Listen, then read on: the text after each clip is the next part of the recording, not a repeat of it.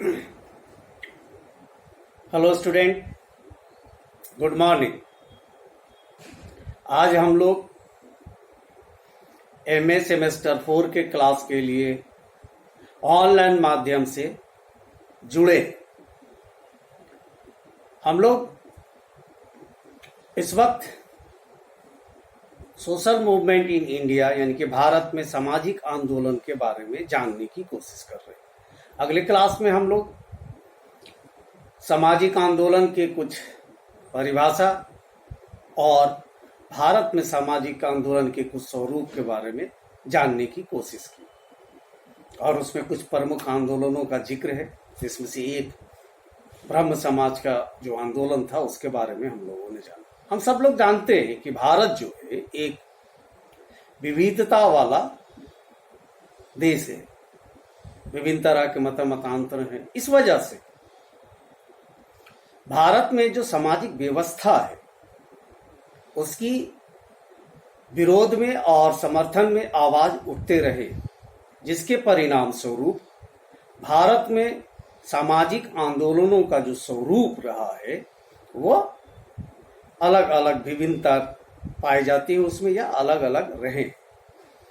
तो हम लोग आज भारत के कुछ प्रमुख आंदोलनों, जिसमें ब्रह्म समाज के बारे में हम लोग पढ़े, और आज उस कड़ी को आगे बढ़ाते हुए हम लोग पढ़ेंगे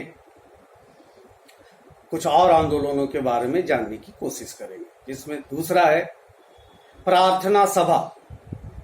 इस समाज के प्रवर्तक या संस्थापक केशव चंद्र सेन थे। इस समाज का विश्वास था कि मानवता का सेवा करना ही सच्ची उपासना है, यानी कि पूजा है।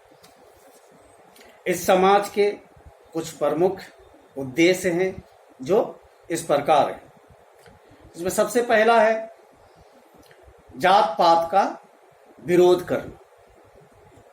दूसरा है पुरुषों तथा स्त्रियों के विवाह की आयु बढ़ाना, यानी पहले जमाने में थोड़े छोटे छोटे उम्र में लोगों की शादी हो जाती थी, तो इसका कहना था कि भाई मर्द और औरत की जो शादी होती है उसकी उम्र को बढ़ा दिया जाए।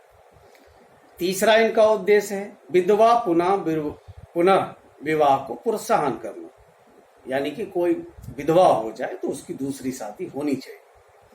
चौथा था स्त्री शिक्षा पर बल देना।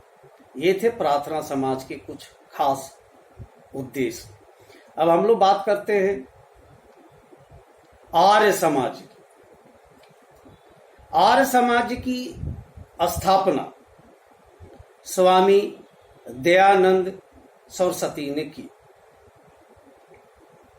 इस समाज की स्थापना का उद्देश्य हिंदू समाज में झूठे धार्मिक विश्वास तथा कुरीतियों को, यानी कि बुराइयों को दूर करना था। स्वामी दयानंद भारत को सामाजिक, धार्मिक तथा राष्ट्रीय रूप से एक कर देना चाहते थे। स्वामी जी का संदेश था कि किसी भी धार्मिक सिद्धांत को बुद्धि और तर्क की कसौटी पर कसें तथा खरा उतरने पर ही उसे अपनाओ। यानी कहने का मतलब यह है कि किसी भी धर्म के सिद्धांत को तर्क की बुद्धि पर, तर्क के आधार पर उसके कहे गई बातें जो समझ में आए, तब फिर उस धर्म को अपनाओ। अब हम लोग बात करते हैं रामकृष्ण आंदोलन का। रामकृष्ण मिशन एक आंदोलन रहा है। यह आंदोलन परमहंस रामकृष्ण द्वारा चलाया गया। परमहंस सामाजिक संस्कृति तथा विचारों में पूर्ण आस्था रखते थे, यानी कि जो सामाजिक संस्कृति है, उसकी जो विचार है, उसमें वो विश्वास करते थे। फिर भी वे सभी धर्मों को सत्य मानकर उनका आदर करते थे। उनके अनुसार राम, कृष्ण, ईसा, अल्लाह एक ही ईश्वर के भिन्न नाम है, यानी कि अलग अलग नाम है, लेकिन ईश्वर जो है या सर्वशक्तिमान जिसको कहते हैं वो एक ही है। स्वामी जी के आंदोलन को उनके शिष्य विवेकानंद ने आगे बढ़ाया। विवेकानंद ने मानवता की सेवा को सबसे बड़ा धर्म बताया। उनके अनुसार भूखे व्यक्ति से धर्म की बात करना ईश्वर तथा मानवता का अपमान है। वह कहा करते थे कि हिंदू धर्म अब मात्र यानी कि सिर्फ जनेऊ और रसोई में सिमटकर रह गई है। यानी कि कुछ लोग जनेऊ पहन लिए तो अपने आप को हिंदू समझने लगे। रसोई से सेंस था कि कुछ चीजें हैं जो पाबंदी है कि ये नहीं खाओ, वो नहीं खाओ, तो उसका ख्याल रख लिया तो अपने आप को लोग हिंदू समझते। यही उनका कहना था कि सिमट कर रह गया। इसकी व्यापकता अब लोग भूल चुके हैं, क्योंकि ये व्यापक रूप में था। मानवता की सेवा ही ईश्वर की उपासना या पूजा है। इस उद्घोष के साथ ही स्वामी जी ने हिंदू धर्म को एक नवीन यानी कि नया सामाजिक उद्देश्य प्रदान किया है। अब बात करते हैं हम लोग वहाबी आंदोलन का। यह हिंदू मुस्लिम समाज के अंदर उसकी धार्मिक और सामाजिक बुराइयों के खिलाफ एक आंदोलन था, वहाबी आंदोलन। मुसलमानों में धर्म के नाम पर जो रूढ़ियां थी उसके विरुद्ध आधुनिकता के परिवेश में यह आंदोलन शाह वली उल्लाह द्वारा चलाया गया। उन्होंने इस आंदोलन के माध्यम से भारतीय मुसलमानों को रीति रिवाजों तथा मान्यताओं में उत्पन्न कुरीतियों की ओर ध्यान दिलाया। उनके आंदोलन के कुछ निम्नलिखित संदेश थे। इसमें पहला है, उन्होंने इस्लाम धर्म के 4 प्रमुख शास्त्रों में सामंजस्य स्थापित करने पर बल दिया। यानी कि 4 जो धर्म शास्त्र माने जाते हैं मुसलमान घरों में, उसके बीच में तालमेल बैठाने पर बल दिया। दूसरा, जहां कुरान और हदीस में विरोधाभास हो, यानी कि दोनों में कुछ डिफरेंस हो, वहां व्यक्तियों को तर्क और बुद्धि के आधार पर निर्णय लेना चाहिए। ये थे कुछ वहाबी आंदोलन के कुछ उद्देश्य। अब हम लोग बात करते हैं अलीगढ़ आंदोलन।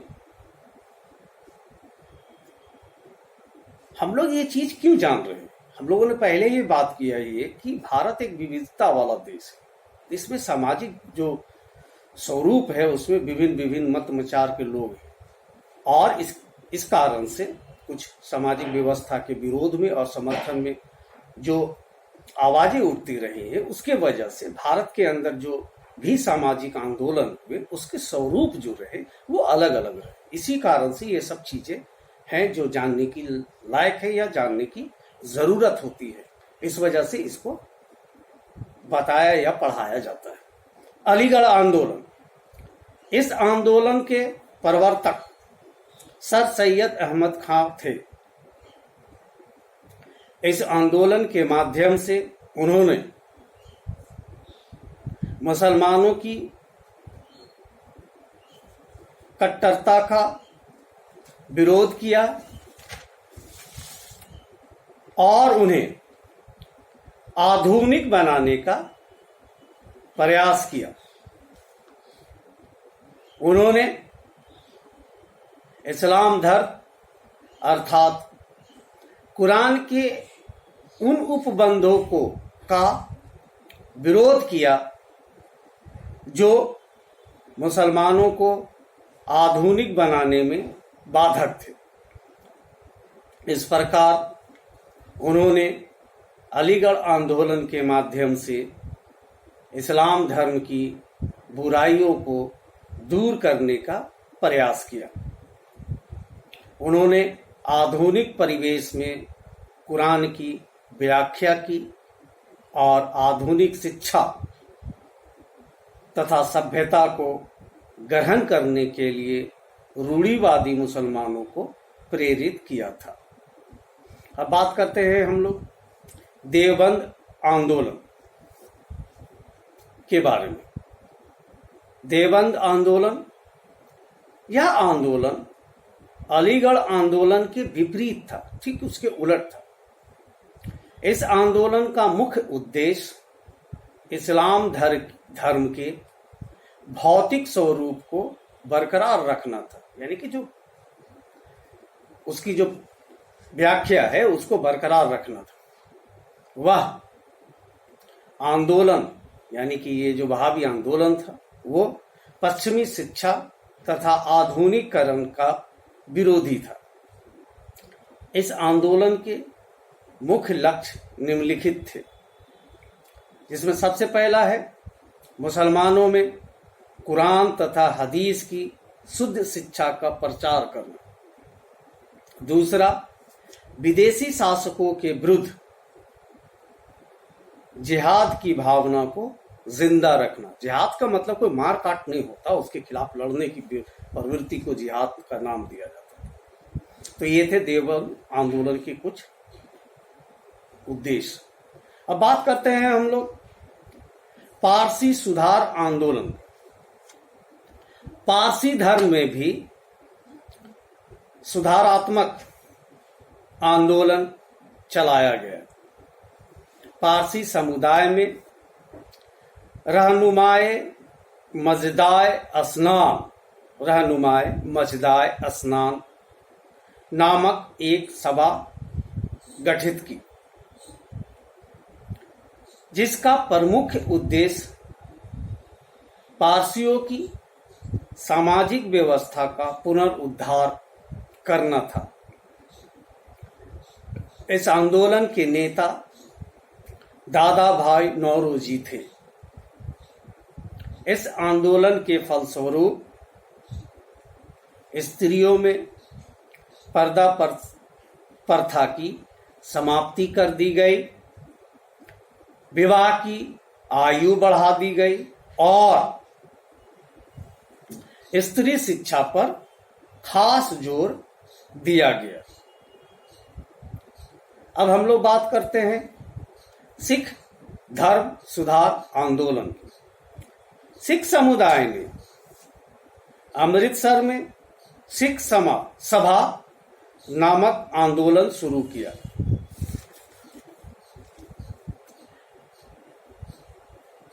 इस आंदोलन से जुड़ी एक संस्था थी जिसे खालसा दीवान कहा जाता था।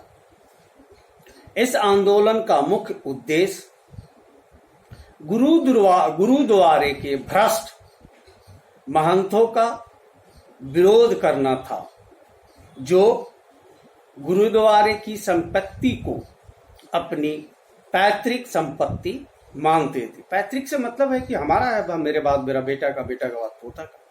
तो इस तरह की जो प्रचलन थी उसमें, उसके खिलाफ में ये सिख धर्म सुधार आंदोलन चलाया गया। अब हम लोग बात करते हैं कुछ और भी सामाजिक आंदोलनों का, जिसमें है चिपको आंदोलन। ये जंगलों को बचाने के लिए आंदोलन चलाया गया था। यह आंदोलन, चिपको आंदोलन, गढ़वाल तथा कुमाऊं क्षेत्र में चंडी प्रसाद भट्ट के नेतृत्व में शुरू किया गया। इस आंदोलन के माध्यम से जंगल बचाओ अभियान का नारा दिया गया। इस आंदोलन में महिलाओं ने बहुत ज्यादा योगदान दिया। भोटिया समाज की एक वृद्धा जिसका नाम गौरी देवी था, उन्होंने इस आंदोलन में तन मन धन से सहयोग दिया। गौरी देवी ने ये घोषणा की कि जंगल हमारा मायका है, इसकी रक्षा हम हर कीमत पर करेंगे।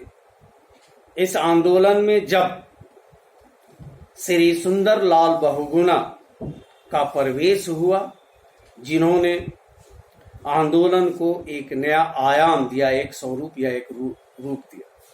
अब हम लोग बात करते हैं संथालों का आंदोलन के बारे में।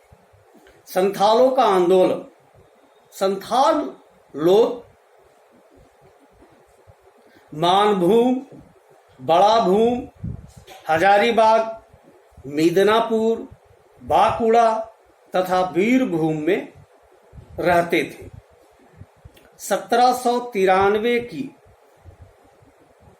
1793 की अस्थाई भूमि कर व्यवस्था द्वारा इनकी पैतृक भूमि जमींदारों द्वारा छीन ली गई। इसके बाद ये लोग राजगृह की पहाड़ियों में जा बसे और वहां कड़ी मेहनत करके जंगलों को काटकर कृषि योग्य भूमि का, यानी खेती करने लायक भूमि का निर्माण किया। इस भूमि पर जब जमींदारों ने फिर अपना दावा पेश किया, इस दावे से नाराज होकर संथालों ने सिंधु तथा कान्हू के नेतृत्व में यह घोषणा कर दी कि वे देश को अपने अधिकार में ले लेंगे तथा अपनी सरकार स्थापित करेंगे। उन्होंने भागलपुर तथा राजमहल के बीच संचार तथा रेल व्यवस्था भंग कर दी। संथालों ने अंग्रेजी राज्य की समाप्ति की घोषणा कर दी। अंग्रेजी सेना तथा संथालों में का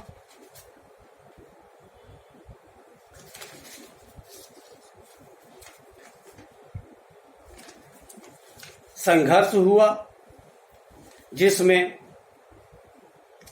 अंग्रेजी सेना के दांत खट्टे हो गए, लेकिन अंत में विद्रोह को दबा दिया गया।